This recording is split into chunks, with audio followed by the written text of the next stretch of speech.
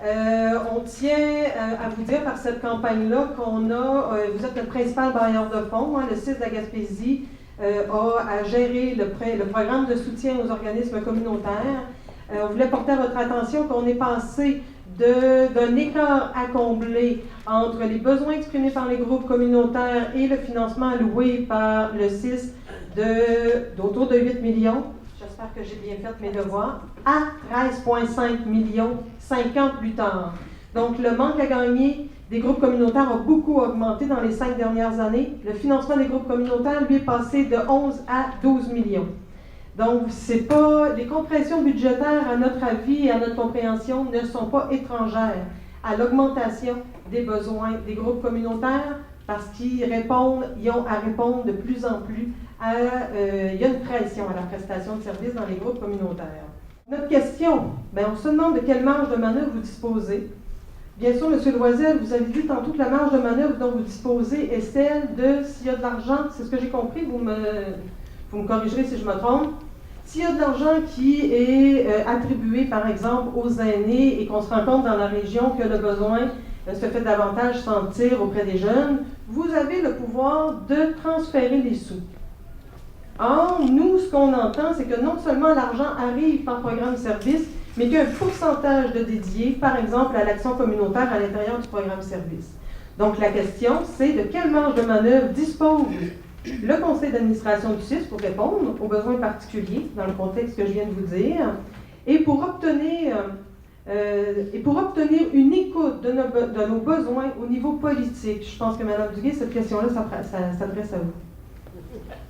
Alors, je peux aller sur un premier élément de réponse. Effectivement, nous sommes du même avis que vous. Nous avons également dû composer avec la nouvelle réalité qui est imposée par la loi 10. Le rôle du conseil d'administration, comme je le mentionnais tout à l'heure, je ne vais pas me répéter, n'est plus du tout le même qu'il était auparavant. Et la force politique des conseils d'administration, elle est fortement amenuisée, sinon pratiquement inexistante. Alors, un chat s'appelle un chat, on doit donc composer avec la réalité qui nous est donnée. Comme administrateur, on a fait des réflexions aussi, on s'est dit, écoute, il y a peut-être deux alternatives avec lesquelles on peut composer. Certains administrateurs, dans d'autres CIS, dans la province de Québec, ont fait le choix de démissionner et de dire, écoutez, voilà, c'est notre réaction. Nous démissionnons et nous allons argumenter sur la raison de notre démission. On s'est dit, voilà une alternative. Lorsqu'on en fait l'analyse, au terme de ces démissions-là, les gens ont été remplacés par d'autres administrateurs et la loi continue de s'appliquer.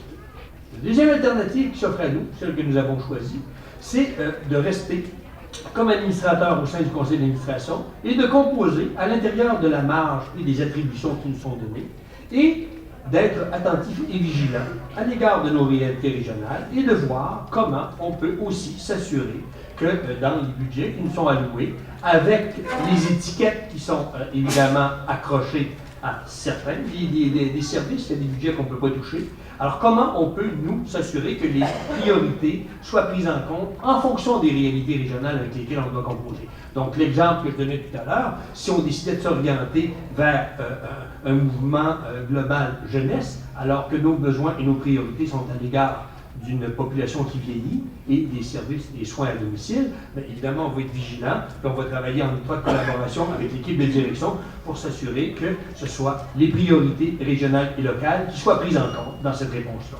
C'est la façon dont nous pouvons intervenir. Mais il est clair que l'espace démocratique que nous avions auparavant, nous n'avons plus. Elle n'existe plus. Et le choix qu'on a fait, comme administrateur, comme conseil d'administration, c'est de composer à l'intérieur de cette réalité-là. Alors ça, c'était pour le premier élément de réponse, qui est du domaine de la responsabilité du conseil d'administration. Madame Duguay, pour la suite. Si j'ai bien compris votre question, Madame Gillière, c'est comment je peux être à l'écoute de vos besoins. Comment vous pouvez porter au niveau politique les besoins particuliers des groupes communautaires, bien sûr, mais de la région également. C'est ça. Donc, dans un premier temps, il faut que je reçoive les besoins. Donc, c'est les membres de l'équipe. Donc, pour nous, actuellement, notre répondante principale, c'est Mme Jacques, qui me transfère les éléments d'information. Et à ce moment-là, moi, j'ai mes rencontres régulières à Québec. Et dépendamment des besoins qu'on retient, des recommandations du comité de direction, ce sont les dossiers que je porte. Est-ce que vous obtenez une écoute de la part du ministre Barrette? Je vous dirais que je travaille surtout avec les sous-ministres, puis oui, on a une belle écoute, et les régions éloignées ont une belle écoute. Le dossier où ça a été le plus difficile, c'est bien sûr le dossier Optilab, parce qu'il était décidé sur le plan provincial. Mais on a eu des rencontres avec les sous-ministres avec lesquels je travaille pour les réalités particulières des régions éloignées, et ces gens-là nous supportent dans nos dossiers. Alors voilà, Mme Giguère, Je veux juste simplement, c'est juste pour conclure, juste vous dire que les membres du Rock Gym ont demandé à leur regroupement de venir vous rencontrer à chacune des séances publiques de vos conseils d'administration. À ces moments-là, on va amener notre personnage qui, pour nous, comme je vous disais, symbolise notre attachement aux espaces démocratiques. Et puis, j'ai entendu un jour Denis Bourque, je ne sais pas si vous connaissez Denis Bourque, qui est je finis, qui a appelé, qui disait que pour réussir et renforcer les milieux, on doit être capable de faire preuve de délinquance. J'ai envie de vous appeler à un peu de délinquance pour répondre à nos besoins.